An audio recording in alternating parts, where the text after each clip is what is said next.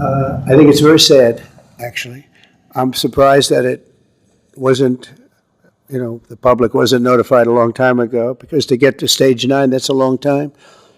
I just had my physical. You saw that. You saw the results of that particular test. I think that test is standard to pretty much anybody getting a physical, good physical. We had the doctors at the White House and over at Walter Reed, which is a fantastic hospital, do it. I did a very complete physical, including cognitive test. I'm proud to announce I aced it. Got them all. I got them all right. You proud of me? Yes. Your husband would be proud of me for getting them all right. It's a little risk. If I didn't get them all right, these people would be after me. It would be not a good situation.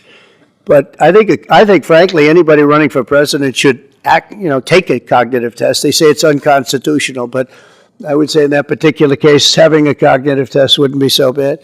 But when you take tests, medical, as a male, that test is very standard. I don't know if it's given to everybody, but it's given just about.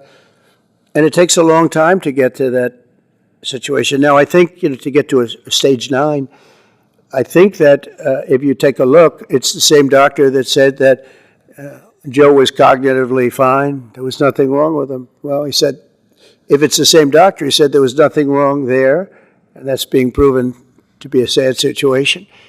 And the auto pen is becoming a very big deal. The auto pen is becoming a big deal because it seems like that maybe was the president who ever operated the auto pen.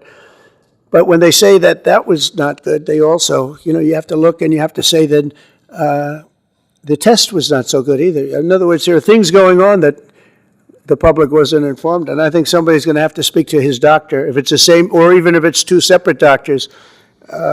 Why wasn't the cognitive ability, why wasn't that discussed? And I think the doctor said he's just fine, and it's turned out that's not so. It's very dangerous. Look, this is no longer politically correct. This is dangerous for our country. Look at the mess we're in. You're talking about all these questions on Ukraine and Russia that would have never happened. As an example, if I were president, would have never happened. The other thing is you have to say, why did it take so long? I mean, this takes a long time. It can take years to get to this level of danger.